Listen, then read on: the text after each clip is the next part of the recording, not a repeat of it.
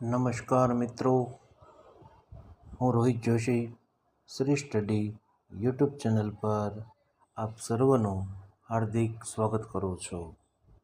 મિત્રો, આજે આપણે વિષય સમાજશાસ્ત્ર ધોરણ 12 આર્ટ્સ ગુજરાતી મીડિયમ, જેમાં પાઠ નંબર 1 ભારતનું વસ્તી વૈવિધ્ય અને રાષ્ટ્રીય એકતા, જેના વિશે કેટલાક નાના મોટા પ્રશ્નો અને કેટલાક આપણને જે મૂંઝવતા મુદ્દાઓ છે એના વિશે આપણે ચર્ચા કરવાના છીએ.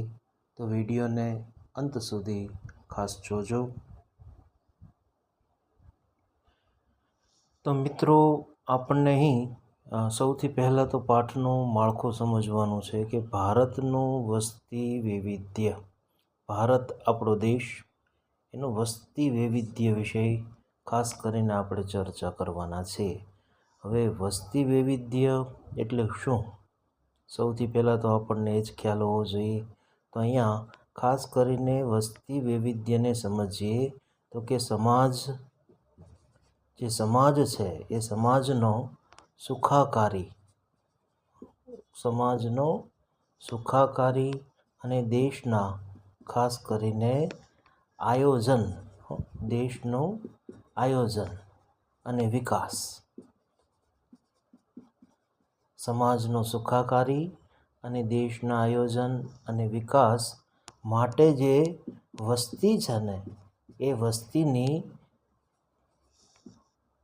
વૈવિધ્ય એટલે કે વિવિધતા, વૈવિધ્ય એ જરૂરી છે, બરાબર. અને આ બાબત ખાસ કરીને કોની સાથે જોડાયેલી? તો કે વય એટલે ઉંમર, પછી લિંગ, સ્ત્રી કે પુરુષ, એની સાથે જોડાયેલી છે. પછી વિસ્તાર, આપણા દેશનો વિસ્તાર જે છે ક્ષેત્રફળની દ્રષ્ટિએ એની સાથે જોડાયેલી. ખાસ કરીને સાક્ષરતા એટલે કે આપણા દેશમાં કેટલા લોકો ભણેલા છે, બરાબર, અક્ષર જ્ઞાન છે. એ પછી ધર્મ છે, ભાષા છે, એ સિવાય તો કે કેટલાક જ્ઞાતિને આધીન, જ્ઞાતિ જે છે એને આધારે પણ ખાસ કરીને આપણા દેશમાં વસ્તીનું વૈવિધ્ય એ ખાસ કરીને જોવા મળે છે, બરાબર. તો અહીંયા આપણે ખાસ આ બાબતને યાદ રાખવાની છે કે સમાજનો સુખાકારી, દેશના આયોજન અને વિકાસ માટે વસ્તીની જે વૈવિધ્ય બાબત છે એ જરૂરી છે જાણવી.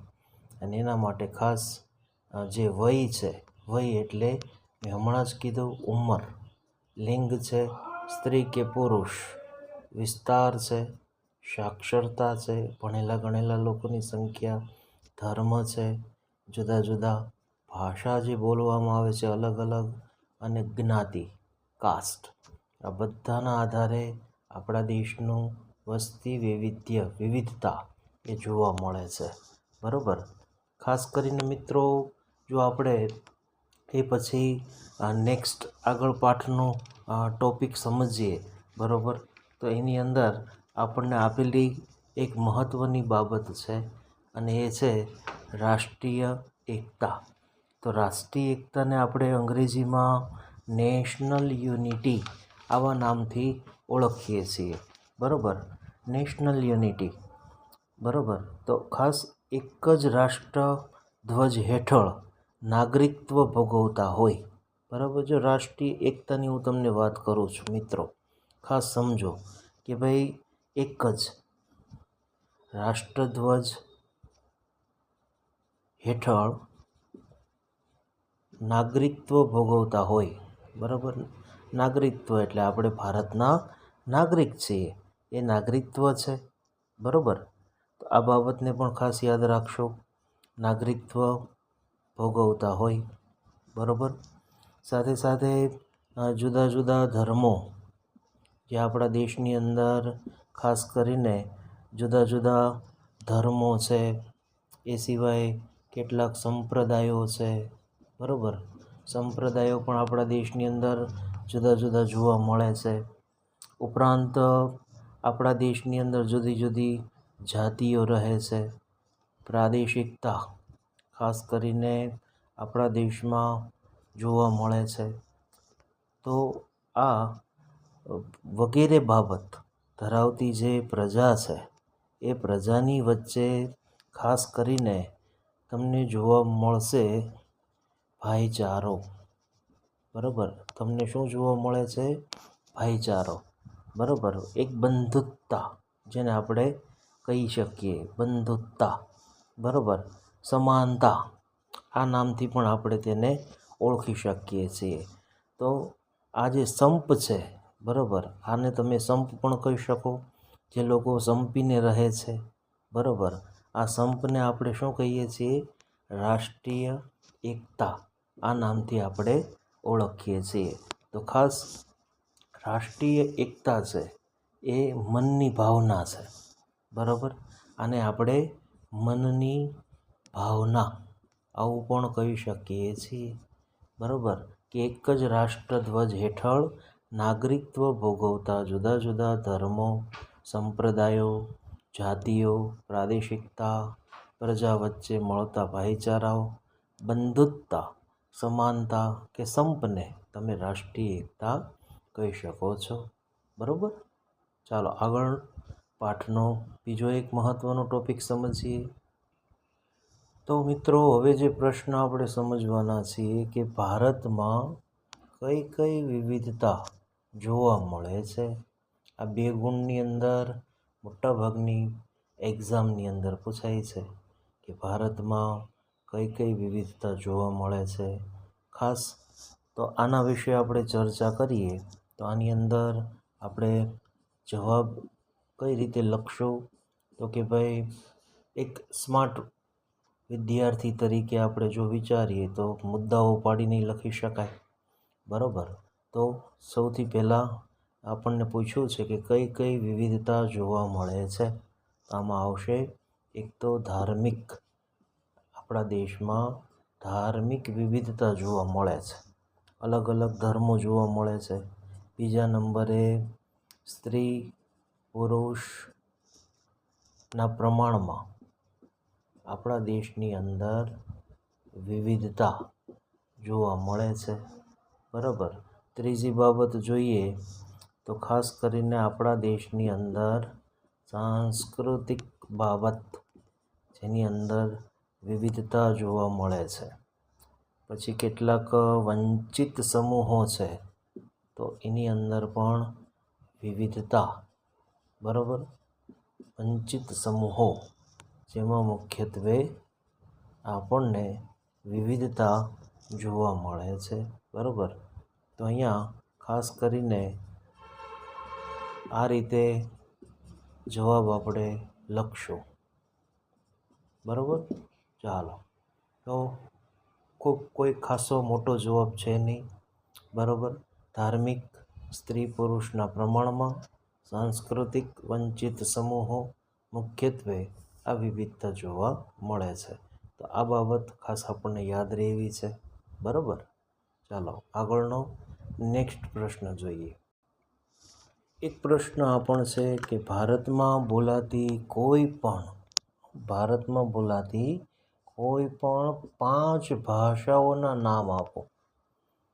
2 ગુણમાં પૂછાય છે. બરાબર છે, તો ખાસ યાદ રાખો, આપણા દેશમાં બોલાતી ઘણી બધી ભાષાઓ છે, પણ એમાંથી આપણે કોઈ પણ 5 ભાષાઓના નામ અહીં લખવાના છે. જો આવો કોઈ પ્રશ્ન પૂછાય તો. પણ આપણને મનમાં એવું પણ હોય કે ભાઈ, મને તો બંધારણને આધીન ભારત દેશમાં બોલાતી જે ઘણી બધી ભાષાઓ છે એ બધી જ મને આવડે છે. બરાબર, તો એક મિત્રો ખાસ યાદ રાખો કે પ્રશ્ન જે પ્રમાણે પૂછાયો છે એ પ્રમાણે જ એનો જવાબ લખવાનો છે. બરાબર, વધુ માહિતી આપણે લખવાની નથી, નહીં તો પાછળથી પાછો પેપર લખતી વખતે ટાઈમ ઘટે છે. બરાબર, તો ખાસ આની અંદર આપણને જે 5 ભાષાઓ આવડે છે એ આપણે આની અંદર લખશું. જેમ કે હિન્દી. બરાબર છે, પછી બીજી ભાષાની જો આપણે વાત કરીએ તો આપણી પોતાની જ ગુજરાતી ભાષા, માતૃભાષા લખીએ. હિન્દી ભાષા રાષ્ટ્રીય ભાષા આપણે લખી, બરાબર. ત્રીજી ભાષા જો આપણે આગળ વાત કરીએ તો કે ભાઈ પંજાબ રાજ્યમાં બોલાતી પંજાબી ભાષા છે, મહારાષ્ટ્રમાં બોલાતી મરાઠી ભાષા છે, બરાબર. અને ખાસ દેવોની ભાષા જે આપણા પ્રાચીન ભારતમાં ખૂબ જાણીતી એવી સંસ્કૃત ભાષા, તો આના વિશે પણ આપણે ખાસ આની અંદર લખી શકીએ છીએ, બરાબર. ચાલો હવે ત્યારબાદ ફરી પાછો એક નવો પ્રશ્ન જોઈએ કે ભારતના નાગરિક એવોર્ડ કયા કયા છે. આ પણ 2 ગુણમાં મોટાભાગની પરીક્ષાઓમાં પૂછાય છે. નાગરિક એવોર્ડની જો આપણે વાત કરીએ તો મિત્રો ખાસ કરીને આપણે આની અંદર યાદ રાખશું કે નાગરિક એવોર્ડમાં ભારત રત્ન જેનો સમાવેશ થાય છે, બરાબર છે. એ સિવાય પદ્મશ્રી, બરાબર, પદ્મશ્રી એવોર્ડ છે એનો પણ આની અંદર નાગરિક એવોર્ડમાં સમાવેશ થાય છે. ત્રીજી વાત કરીએ તો ખાસ પદ્મભૂષણ, બરાબર, પદ્મભૂષણ એવોર્ડ છે જેનો સમાવેશ નાગરિક એવોર્ડની અંદર થાય છે. અને પદ્મવિભૂષણ, બરાબર, પદ્મવિભૂષણ જેનો સમાવેશ નાગરિક એવોર્ડમાં થાય છે, બરાબર. તો આપણે અહીં નાગરિક એવોર્ડ જે છે એ 4 લખ્યા.